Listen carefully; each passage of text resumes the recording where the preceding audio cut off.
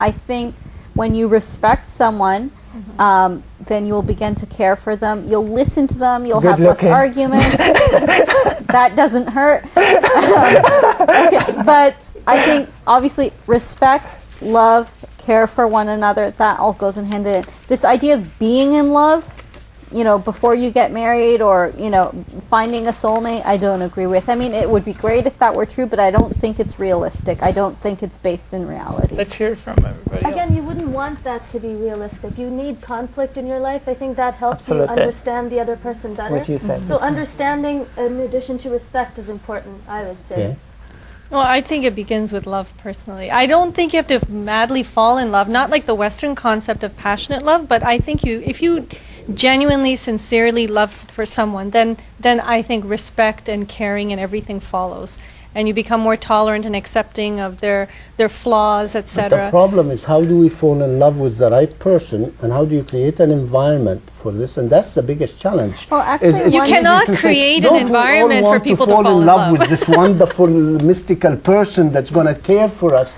But Well, how do we find I this? think Do we one- find this in the movies, by the way? No. It's all But great. They meet don't on you- the I elevator, don't think they fall that in you love. can go out searching for someone to fall in love. And I don't think people who organize events can create environments where everybody can fall in love. I don't No, think it's exactly. totally And that's- unrealistic. and that's- You and can't that's do what- that. I think All people can do. creating the environment is just basically creating a place It's an where ingredient, people yeah, can meet. absolutely. It's just an event. That's simply what it is. For me, I mean, but I think another but it's major artificial. problem that That's the way- Muslims have, that's what's wrong with it. and Yeah, there people are a in lot general, of artificial events. Are you asking? Okay, Are wait. you asking how do you sustain a marriage, or how do you No, sustain a let's leave relationship? sustaining a Just marriage. about meeting No, just but me. What we want to get at really is, first of all, how do you have halal or a nice environment for Muslims to meet? Because this is one of our biggest challenges. You can't create But I those think environments. No, you all have you can to do. create- all What you about can our do institutions, is though? What about create our events. institutions? We have Well, institutions. Environments, it doesn't have to be an event. Or event. It can be environments can be anything. created anywhere. It can be a Exactly. guy who goes over to his buddy's house and then he gets a glance of that guy's sister, and then And then somebody will jump haram. and It happens. It happens. See, Yes, I- he gets a Rabina glance of the is girl, Sahara. and then what does he do? He tells the guy, oh, you know what? I think your sister's interested. I'm interested in getting married. Can we meet? And it's happened. I can give you. Yes, You and go out that's for fair. I'm you go sorry out it with doesn't happen friends for for you. dinner. You go to a maybe wedding. So- There's See, but I mean, you don't have to create. It doesn't have to be a camping let's event. listen. exactly. when you Okay, mentioned let's give him the turn and then you. Okay, I mean, what I want to say about that is that I agree with you. I think there's a role for our institutions, for the mosque to play in. And I think it's their responsibility to a certain extent to create those environments and to take an active role rather than kind of sort of block these things out. And I think if they do that, we will have more success. So I'd like to see the mosque take a role in that. Good. I Your think- opinion. Go ahead. what I wanted to say is that instead of judging people, that we are very, I would say everybody is guilty of doing that within the Muslim community. Haram, halal, these are all labels. There's nothing more to that. We use that as to justify whatever our beliefs are. And But let's agree, in Islam there is a line. there is a line. Absolutely. Definitely, We there is a line. And we have to respect that line. Absolutely. And any And the responsible environment- Muslim knows what those boundaries are. And that's Yeah, the thing. but no, It's but definitely see, haram and halal, the that's real issue is, as a mature adult, we know when you get to a 15, 14-year-old where hormones are talking, maybe that line becomes blurred, and that's the toughest part. So yes, when you talk about mature people who's gone through life and know enough, yes, maybe they can hold the line. Ashraf, I would have to disagree. Like, I think it's more likely for mature people, adults, to, hold that line. But I still Yes. think that when, you have a guy and a girl alone together, that line can shift. Yes. It's a tricky line. And It that's, can move. It moves and around a bit that's the sometimes. tough part. And that's what You we know. have. And that's why I think it's very important that I mean I keep bringing the parents, and it seems like that I'm like going against them. It's very important for the parents to understand and realize that it is important for the benefit of their children to provide such opportunities, Yes. to the children, to allow them to mingle.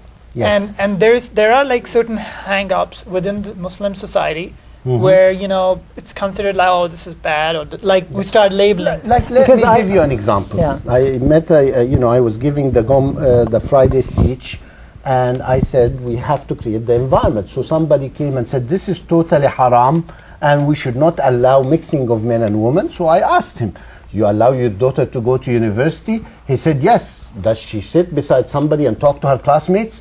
He said, I wouldn't allow her, I'll disown her.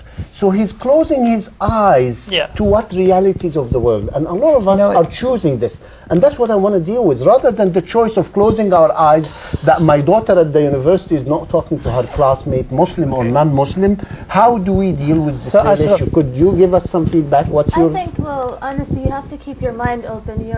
Like you said, you shouldn't have a closed mind. Also, your intentions should be right. But everybody will tell you my intention is right. Do you ever find anybody say I have bad intentions? Honestly, do you ever find anybody whether they have good intentions? Ashraf, I like the way you started this show by asking the question, actually highlighting that there is a challenge, there is a problem, and I think we all agree that there is a challenge in meeting the right person in here. Now, but by the way, could I make a comment? If you talk to non-Muslims, they'll tell you they have the same challenge. Absolutely. It's not an exclusive thing to Muslims. That's fine. Actually, they say it's a human problem. Yeah, statistics in North America that finding somebody to marry after you have a better chance of being hit by a lightning than finding somebody to marry after you graduate from university. But the most important thing is part of that, though, is the conception that I'm looking for perfection. Okay, yes. You have this idea in your mind, this image in your mind of what you're looking for, and more often than not, it's a checklist, and you want all of those checks crossed. And if someone has something with one of the checks missing, then you'll pass. I'm not trying to say why there is a challenge. The most important.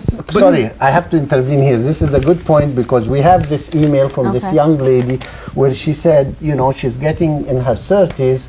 And she wants to get married, so she had to be open-minded. Be open-minded for other cultures. Usually, people from Pakistan want to marry people from Pakistan. From Egypt, want to marry people from Egypt. So she's saying how she found the right person is she opened that horizon to say it doesn't matter. Any Muslim person who has the right characteristics and the right thing. So yes, we have to compromise, like you're saying, on. Rather than specific cultures, Islam encourages us to get to know each other. We're all equal. That's kind of like, you brought a very good point, because that's another factor that prevents people from getting married, because there are too many restrictions coming from families that it has to be in Indian origin or Pakistani origin or Middle Eastern origin. So it has... Which is against Islam, by the way. Which has nothing to do with Islam. Which has nothing to do with Islam at all. It's all cultural. Yeah. It's all cultural. I just want to highlight one thing. So by recognizing the challenge that exists, I think we should be mindful that we should be looking for solutions.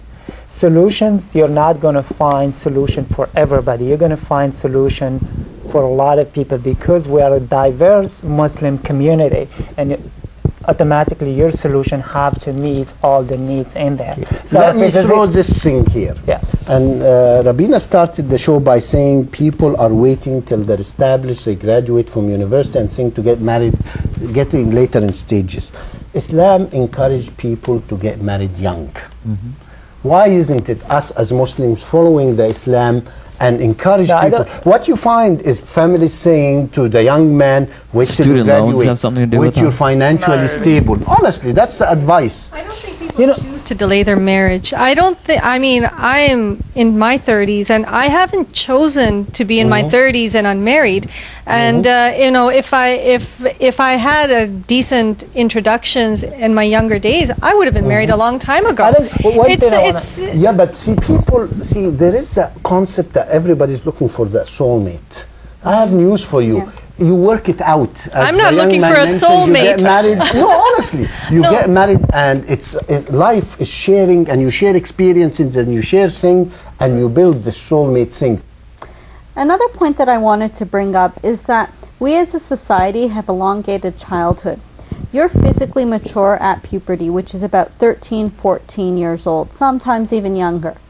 And we've basically taken that physical maturity age and we've extended it. You have to finish your schooling. So you finish high school at 18, then you have to go to college or university.